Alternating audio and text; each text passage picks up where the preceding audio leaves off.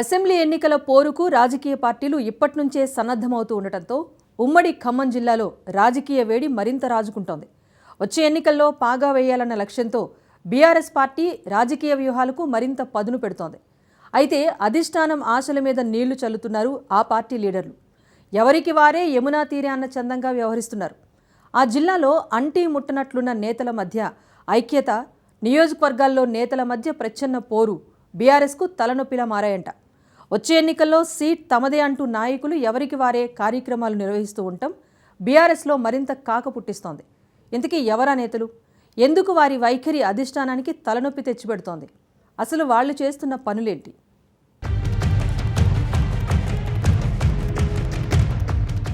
పార్టీని క్షేత్రస్థాయిలో బలోపేతం చేస్తూ కార్యకర్తల్లో ఉత్సాహం నింపడంతో పాటు ప్రభుత్వం అవలంబిస్తున్న ప్రజా వ్యతిరేక విధానాలపై ప్రజల్లో విస్తృత ప్రచారం చేస్తూ ఎన్నికలకు సమాయత్తం కావాలంటూ ఇటీవల బీఆర్ఎస్ అధినేత కేసీఆర్ పిలుపునిచ్చారు. నాయకులంతా ఏకతాటిపైకి వచ్చి పనిచేయాలంటూ అధినాయకత్వం ఆదేశాలు జారీ చేసింది. ఇంతవరకు బాగానే ఉన్న ఉమ్మడి ఖమ్మం జిల్లాలోని నేతల మధ్య సాగుతున్న ప్రచన్న యుద్ధం ఇప్పుడు ఆ పార్టీకి తలనొప్పిగా మారింది.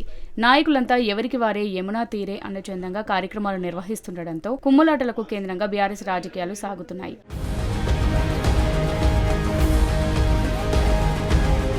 రాష్ట్రంలో అధికారం కోల్పోయి 15 నెలలవుతున్నా ఖమ్మం జిల్లాలో ఆ పార్టీ లీడర్ల తీరు మాత్రం మారలేదు. ఇప్పటికీ వేర్వేరుగానే కార్యక్రమాలు నిర్వహిస్తున్నారు.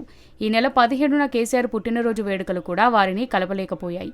జిల్లా పార్టీ కార్యాలయంలో జిల్లా అధ్యక్షుడు ఒకవైపు, మరోవైపు అదే పార్టీకి చెందిన మాజీ ప్రజాప్రతినిధులు కేసీఆర్ బర్త్డే వేడుకలను నిర్వహించారు. ఒకే ప్రాంతంలో ఒకే పార్టీ నేతలు వేరువేరుగా కేసీఆర్ బర్త్డే వేడుకలు నిర్వహించడం సర్వత్రా చర్చనీయాంశమైంది. మరోవైపు ద్వితీయ శ్రేణి నేతలు ఆ కార్యక్రమాలకు వెళ్లడానికి తీవ్ర సంకోచం వ్యక్తం చేశారు. ఏ కార్యక్రమానికి హాజరైతే ఎటువంటి సమస్య ఎదురవుతుందో అర్థం కాక నానా అవస్థలు పడ్డారు.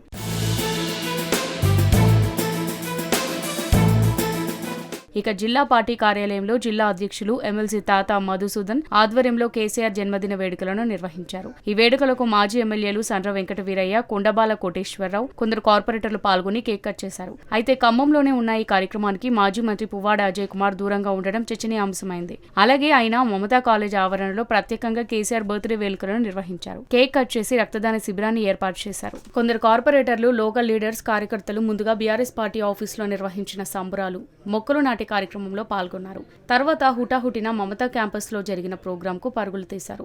స్థానిక సంస్థల ఎన్నికలకు రాష్ట్ర ప్రభుత్వం సిద్ధమవుతుండగా వర్గపోరుతో గులాబీ కార్యకర్తలు ఉక్కిరిబిక్కిరవుతున్నారు. ఏ లీడర్ దగ్గరికి వెళ్లాలో తెలియక తికమకపడ్డారు. ఏ కార్యక్రమానికి వెళ్లకుంటే ఎవరు హట్ అవుతారోనని టెన్షన్ పడ్డారు.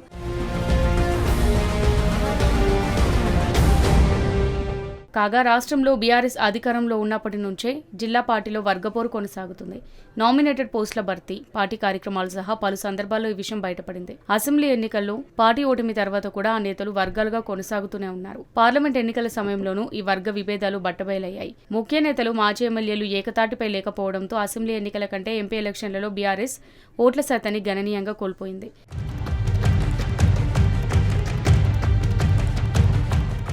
ఇక ఖమ్మం పార్లమెంట్ పరిధిలోని 7 అసెంబ్లీ నియోజకవర్గాల్లో 2023 ఎన్నికల్లో కాంగ్రెస్ అభ్యర్థులకు 2,65,000 ఓట్ల లీడ్ వచ్చింది. 2024లో జరిగిన పార్లమెంట్ ఎన్నికల్లో ఏకంగా 4,67,000 మెజారిటీ కాంగ్రెస్ కు వచ్చింది. దీంతో 6 నెలల్లోనే 2 లక్షల ఓట్లను బీఆర్ఎస్ కోల్పోయింది. అయినా పార్టీలోని ముఖ్య నేతల తీరు మారలేదు.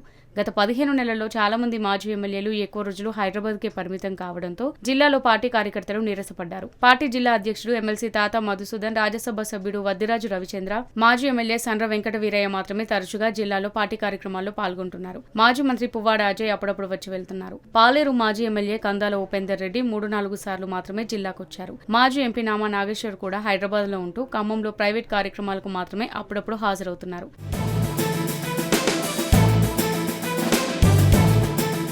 జిల్లాలో నేతల తీరుపై పార్టీ అధిష్టానం ఆగ్రహం వ్యక్తం చేసింది. నేతలు సఖ్యతగా వ్యవహరించాలని సూచనలు చేస్తుంది. మళ్లీ పార్టీ అధికారంలోకి తీసుకురావడానికి అధినేత కేసీఆర్, వర్కింగ్ ప్రెసిడెంట్ కేటీఆర్, హరీష్ రావులు అస్త్రశస్త్రాలు సిద్ధం చేస్తుంటే నేతల తీరు ఇలా ఉండడం ఏంటని మండిపడుతున్నారు.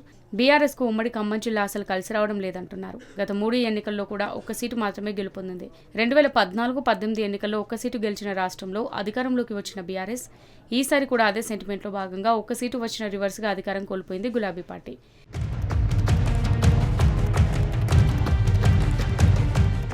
స్థానిక సంస్థల ఎన్నికలకు పార్టీలు సిద్ధమవుతున్నాయి. 2-3 నెలల్లోనే ఎన్నికలు జరిగే అవకాశం ఉంది.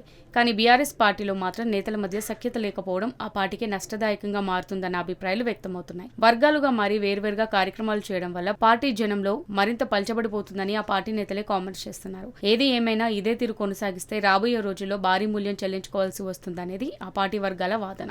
ఉమ్మడి ఖమ్మం జిల్లాలో బీఆర్ఎస్ ప్రక్షాళన అవసరమని సొంత పార్టీ నేతల నుంచే వాదనలు వినిపిస్తున్నాయి. పార్లమెంట్ ఎన్నికల సమయానికి ఖమ్మం జిల్లాలో బీఆర్ఎస్ పార్టీలో పరిస్థితి మారుతుందా లేదా అనేది ప్రశ్నగా మారింది. ఇక నేతలను సమన్వయం చేసేందుకు ఆ పార్టీ అధిష్టానం ఎటువంటి నిర్ణయం తీసుకుంటుందోనని అందరూ ఆసక్తిగా ఎదురుచూస్తున్నారు.